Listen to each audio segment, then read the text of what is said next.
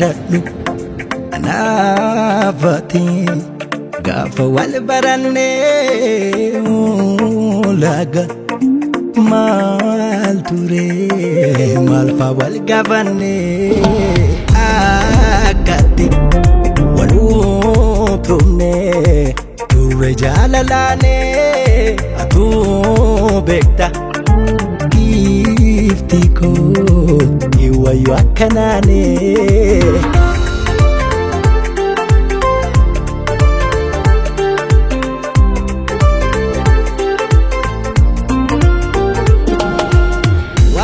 Jireenya koo ibsuudhaan dabarsee eegale bareeda si wajjin karoorsee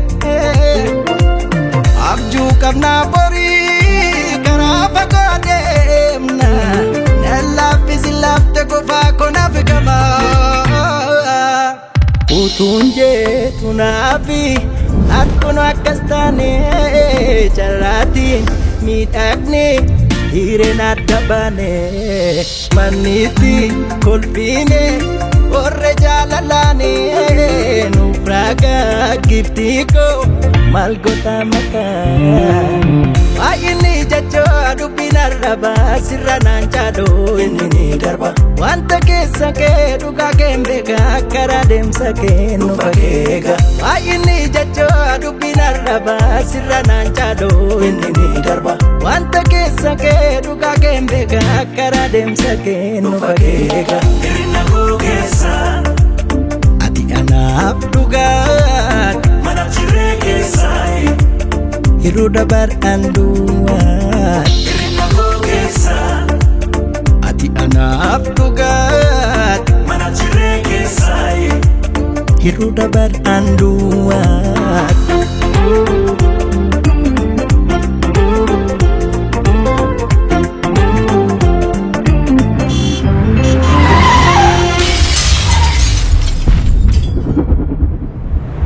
Yaadadhu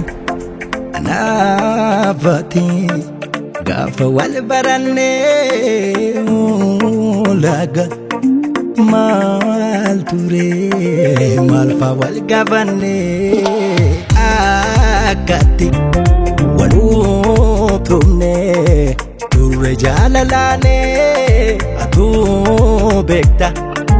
giftii koo iwayyoo akkanaanee.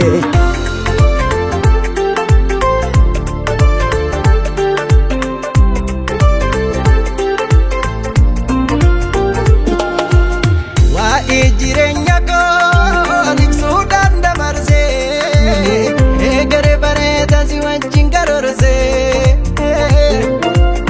abjuu qabnaa borii karaa fagoo deemna na laaffisi laafte qofaa konaaf gamaa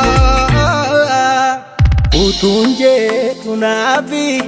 akkuma akkas taanee carraatiin miidhagni hiireen adda baanee toleena jettaare waan sirra barbaadee al tokko deebi'i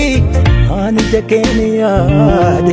daawwitii mana ifa jiru koo ati deemnaanii mul'ateeru koo karaan fakkaatus dhufuun koonoluun kabasiini maa waan ormi jedhu daawwitii mana ifa jiru koo ati deemnaanii mul'ateeru koo karaan fakkaatus dhufuun koonoluun kabasiini maa waan ormi jedhu hir'ina koo keessa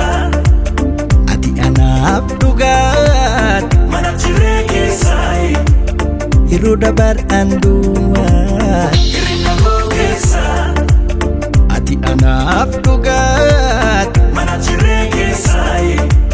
hir'uu dabar'aan duwwaat.